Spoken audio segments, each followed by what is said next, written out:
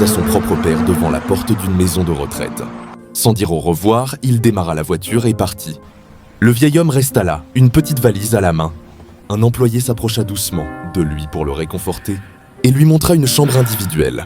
Le vieil homme murmura « Merci ». Les jours passèrent. Aucun appel, aucune visite, comme si le monde avançait seulement dans le temps. Parfois, il regardait longuement la photo de sa femme décédée.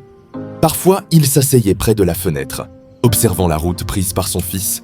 Chaque soir, il priait « Seigneur, protège mon fils, même s'il m'a oublié un soir ». La voix tremblante, il dit à un employé « Pourriez-vous m'aider à appeler mon fils ?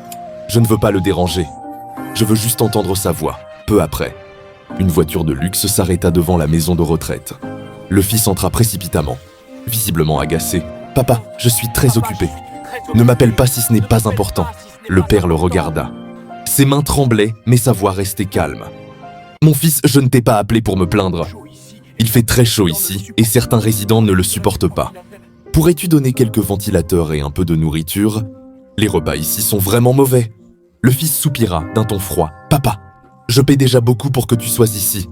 Je dois aussi entretenir toute la maison de retraite ?» Le vieil homme resta silencieux un instant, puis sourit avec amertume. « Je ne le demande pas pour moi. Je le demande pour le jour où ce sera ton tour de vivre ici, afin que tu sois dans un lieu digne. » Cette phrase frappa comme un coup de foudre. Le fils se souvint soudain de son père. Travaillant tard sous la pluie, des chaussures trouées qu'il refusait de remplacer, juste pour économiser et payer l'éducation de son fils. Il tomba à genoux en pleurant. « Papa, pardonne-moi. J'ai couru après l'argent et j'ai laissé l'essentiel derrière. Tu es la plus grande richesse de ma vie. » Ce jour-là, il ramena son père à la maison. Avant de partir, il fit un don de $100 000 à la maison de retraite. Le père observa tout cela et finalement sourit, soulagé.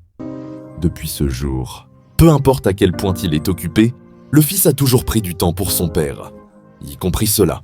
Enfin, la vraie grandeur ne se mesure pas à l'argent que l'on gagne, mais à la manière dont on traite ceux qui nous ont amenés au premier. Pendant qu'ils sont encore vivants, là n'attendez pas, même très occupés. Accompagnez vos parents. N'attendez pas le regret pour comprendre ce qu'est l'amour. Likez et abonnez-vous. N'oubliez pas, vos commentaires comptent pour beaucoup.